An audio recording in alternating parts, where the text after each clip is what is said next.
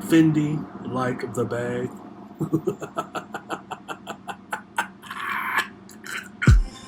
This is the I Refuse podcast.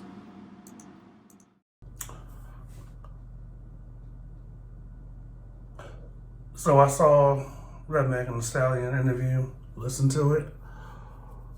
Oh my God. Alright, so let's start from the top. Doing the interview was just not a good look for Megan because the presentation wasn't good. I looked to her team and the timing. So the timing of the interview, it's been 2 years and we're still talking about the incident between her, Torey, and Kelsey. And it's like, okay, we're just keeping this going if we keep discussing it. And then, during the course of the interview, I don't think Megan was well prepared. And I believe that's on her team to, first of all, do the preliminary stuff, which is going into the interview, you should know the questions they'll ask you. And on top of that, it's up to you to drive the conversation and to clear which questions they can ask you and which questions they can't ask you. So when she gets in the interview, the story kind of changes a little bit. Now, I'm not saying that Megan is lying. I just think there's a lot of gray area. And I believe she's honestly trying to protect who I believe was the person that actually fired the gun. And I believe it's allegedly her ex-friend Kelsey. And I believe a reason why is around what Kelsey says, that Megan was also smashing Torey while Kelsey was also smashing Torey. And, I theorize and I believe and I think that it was Kelsey that had it and was a terrible aim. Megan said, when Megan started telling her story, there were some things where it was some small stuff that was just like, well, it's this and now it's that. One story was her back was turned. Now the story is she was facing the car. In the interview she had with Robin Roberts, she said, she got out the car after two other people in the back seat were arguing, but she ended up getting back in the car. Megan wasn't part of the argument, but somehow ended up with bullet fragments in her feet. And there was a part that she added that I didn't catch the first couple of times she was telling the story, was Torey, she said, stood over the window. I don't think that was the right word, because it's like, how can you stand in a vehicle if you're on the inside? And was telling her to dance, bitch, dance. And I thought for like 2 seconds, I was like, is this Harlem Nights? Are we on like a pirate ship back in like the 16, 15, 1400s or something, where we make people dance on the plank and we play this little game where we shoot bullets like in the Wild Wild West? And I was like, hold on. Like, when Robin Roberts asked her flat out, did you have sexual relations with Torey, there really isn't any particulars to that. Like, whether it's head or penetration or backdoor party. She hesitated, thought about it, and then said no. I don't believe that part. And opinion on Megan having sexual relations with Torey is mixed. I mean, some women are like, well, Megan's this tall and Torey's this short. I just don't see it happening. It's not mechanically possible. But I'm like, it doesn't matter how much money you have or how much you're worth or how big of a star you are. What you're attracted to in the moment at any point during that time is what you're attracted to. It has nothing to do with your worth or how big of a star you are. And I really wish people would stop with making those two things mutually exclusive. Like, based on Tory's looks and Megan's stardom or level of fame, there's no way in hell. No, I believe it. And her hesitating, and then there's so much gray area around what she's saying. I'm like, I believe she's trying to protect Kelsey. And unfortunately, society's already conditioned in a way when it's a man or a woman in the situation. Doesn't matter if there are other people also involved, possibly or allegedly. Doesn't matter that witnesses saw more people in the truck. And it doesn't matter, that they said that multiple people jumped Megan in the truck prior to the gun going off. And it doesn't matter that Kelsey was the closest to the spark from the gun going off. They see a man and they see a woman, and if a woman's being injured, the man's instantly at fault. Now, I've heard different varying stories as to some of the particulars around who held the gun or who is where the science or the evidence is leaning, as far as once upon a time the story was there was no gun residue on Torey's hands, and there was no blowback or casings near him, stuff of that nature. Now it's saying it's inconclusive, which, when it comes to legal stuff, y'all, you might want to be a little bit more informed.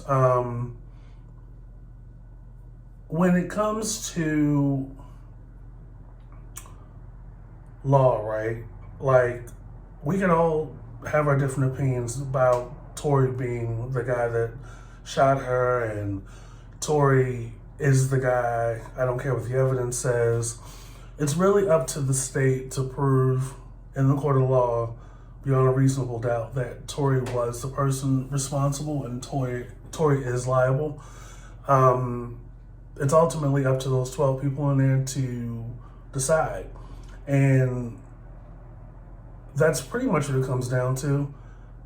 If they can prove it, when they prove it beyond a reasonable doubt and he's found guilty and liable, that's one thing. That may not be mutually exclusive to him actually being the person. Now, he can get off because, the state wasn't able to prove beyond a reasonable doubt that it was him. But he could still possibly be on the hook for civil stuff. I think, Megan doesn't want to be a bad friend, even though her and Kelsey are no longer friends. And I don't necessarily believe the text that I think it was like bodyguard or the manager got from Kelsey 3 hours after the incident. Time zone, okay, I'll give you that, but I've never seen a screenshot look like that. Especially like the time and date stamp being so big. Like the text bubbles and the text and the timestamp being bigger than the contact information at the top. It's just very strange to me, this whole thing. So I'm not like downplaying you know, Megan getting shot. Like, Megan got some bullet fragments in her foot. It's just a matter of finding out who did it. You know, she said in the interview, you know, I asked the driver to pull over, and she kept saying he, but never saying he by name. It was Robin Roberts going into the interview with the belief and understanding that Torey is the guy. And I think the point really of the interview was to get ahead of public opinion leading up to the trial. But unfortunately, I think this interview will be used against Megan in the trial. It's never really a good look to be out on the mic during interviews and being recorded discussing a matter that is still pending in court. Like, it's still, evidence still being collected. You know, Tori's lawyer is still doing her thing, because if, you know, when the story starts to change a little bit, certain facts are changed, or so much time has passed that she possibly couldn't remember everything. But in this interview, it's very, very vague, specifically. And I think in that interview, Megan was trying to be balanced and be fair with what she said, how she says it, and what she can, can provide as far as that night. But it's just,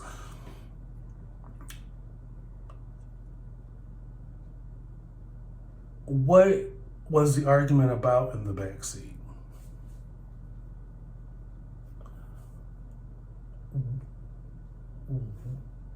Why not, admit? Like, I feel like if the interview is about a situation involving two or more people, and you're being interviewed, in a way, you're kind of pulling the other person out on the mat. You've got to be able to also equitably state your role in that whole situation. Like, I don't think it was a case of, you just happen to be in a truck and two people behind you who you're both familiar with start to arguing. You ask the driver to pull over. You get out of the car, turn around, decide to get back in the car. And all of a sudden, a gun comes out and pow, pow, pow. Yeah, come on. Like, it's not, there is everything you would remember about what happened in that truck leading up to you catching fragments in your feet, and it being the same each time you tell it. Now, I don't know about this part about multiple people jumping Megan in the truck. I don't know how that's possible and that not be part of the report, or that not be part of what was given to the cops from any one of the three people, Megan, Kelsey, or Torey. I think the timing of it is too drawn out. I think her team, Megan's team and management, should have had this interview 2 years, year and a half ago. But I think they intentionally waited until, the Grammys passed, Good News had its run, did the WAP and did all this other stuff and got out of the bad contract and everything. to do this. I think they're doing this because they know the trial's gonna come up soon, or things will change direction civilly and legally for her. It would be a real bad deal or shame if, all this is being said and Torey ultimately is either cleared or they're not able to connect the gun to somebody else in that truck. Like, I just don't see two women and a man just riding in the truck, and maybe Megan or Torey had like some teams like security with them, and an argument just pop off, and there are no specifics as to what kicked it off, why it happened, and how you ended up with bullet fragments in your feet. And only one of the girls is having sexual relations with the guy. And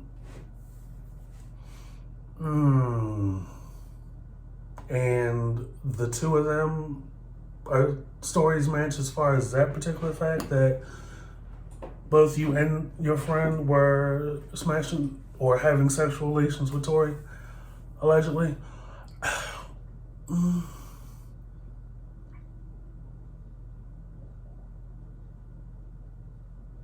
And you say that after he told you to dance, bitch, dance, he's instantly crying right after and offering you $1 million not to say anything.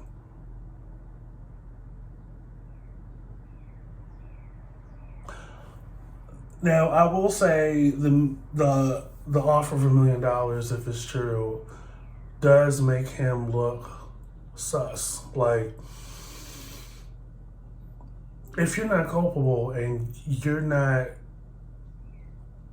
the one or the two of the party that is putting her at danger and bodily harm, why would you offer $1 million, and why are you apologizing? Torey, allegedly.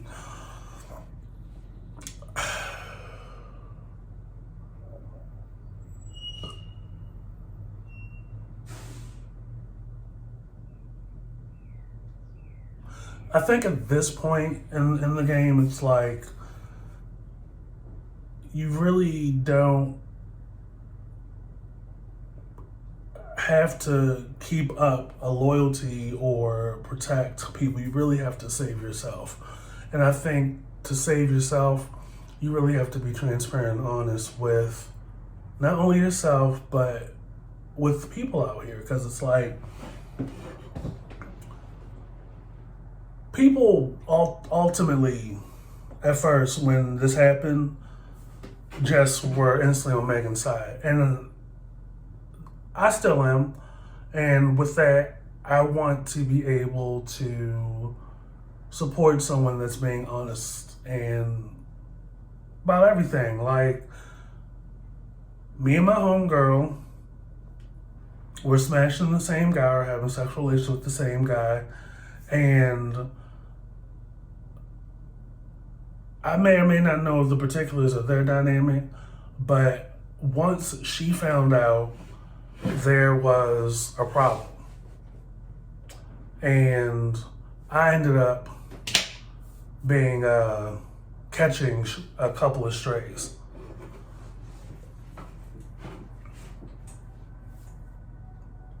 Like, you and this girl are not friends anymore.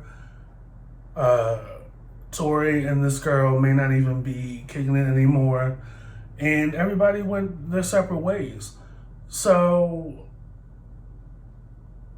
the pausing and the sighing and the, trying to be careful, and I guess she was still trying to be a good girlfriend in spirit by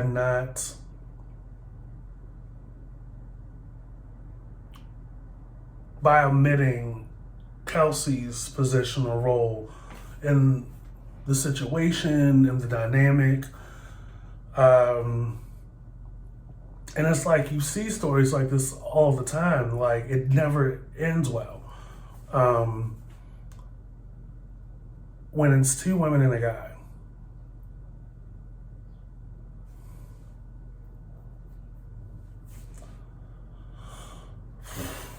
Like the way my mind's going, it's like it's going in that direction. Like you guys were just fooling around with the same dude, and it just happened to be another singer and another artist. Now, Kelsey may have had more stock or more investment in Torey. Like maybe she thought it was something more than what it was. Megan is a baddie, and I don't know what that dynamic is, but I do know that like if betrayal is received and that's really all it takes, and if you want to like minimize your attachment to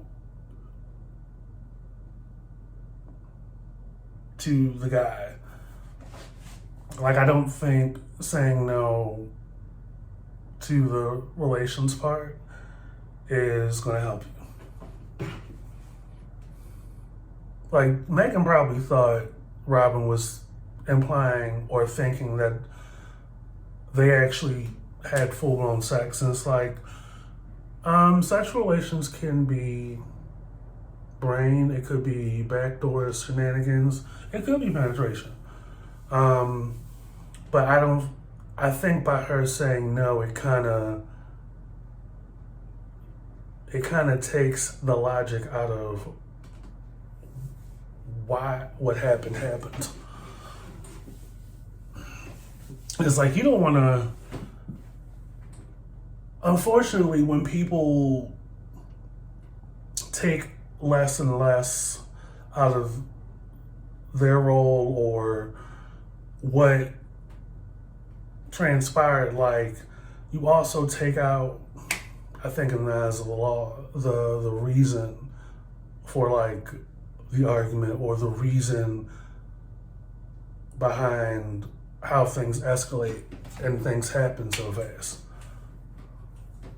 And with that, it kind of, I believe people will start thinking that because Torey is the guy and he's the other person in this equation, they're probably going to think he's like crazier or not wrapped too tight.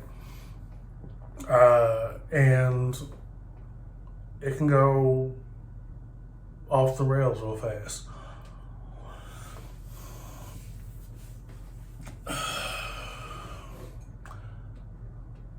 And I'm not even going to hold you, like, at some point after the shooting happened, after the debut album came out, you guys remember the story where I think it was Cash Doll or Dream Doll went on social media, and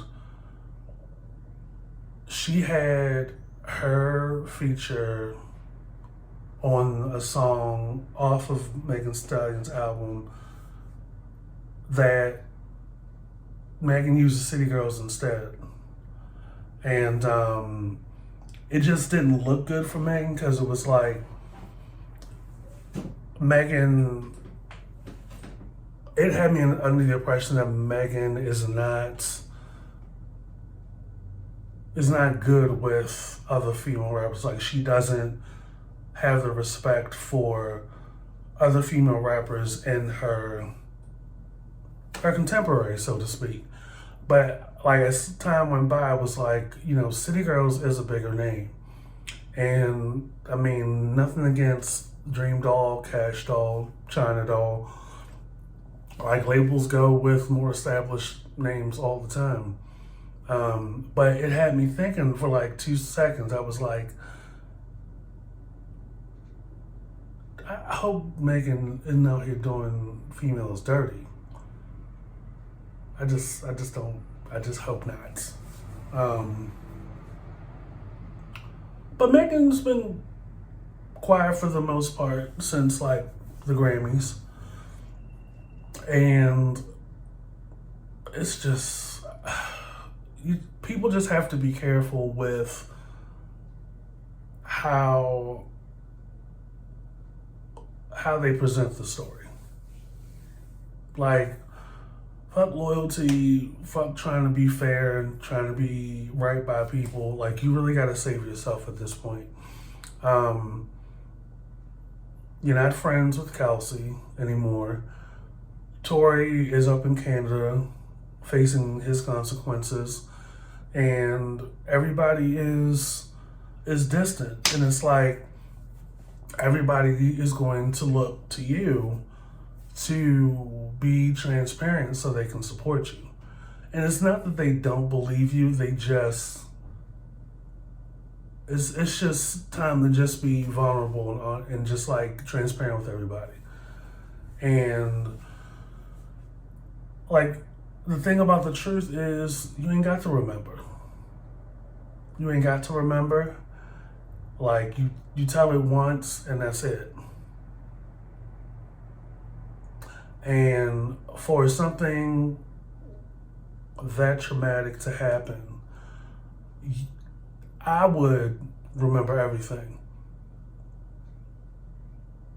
Like, almost down to what the truck looked like from the outside and what color my toenails were.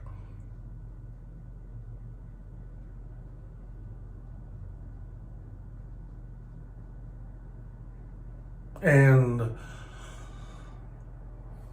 you know, I know that it's not a good idea to like question or speak while the adrenaline is so high, but after like the emotional part has kind of passed, like the gravitas of the situation has passed, and your mind is like calming down, and you have to mentally process and get through making sense of what happened and get your health as far as your mind and your focus back in alignment. What still stands out is what you went through. And that's hard to forget. And I hope for Megan that she gets through this.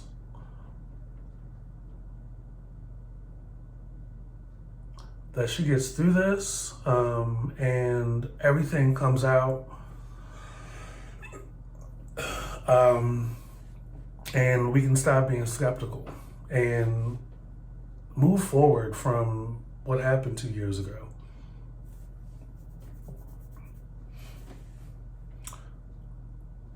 What's the Mr. 5-Star Reviews podcast? Be sure to follow and subscribe wherever you see us, and take it easy. Bye.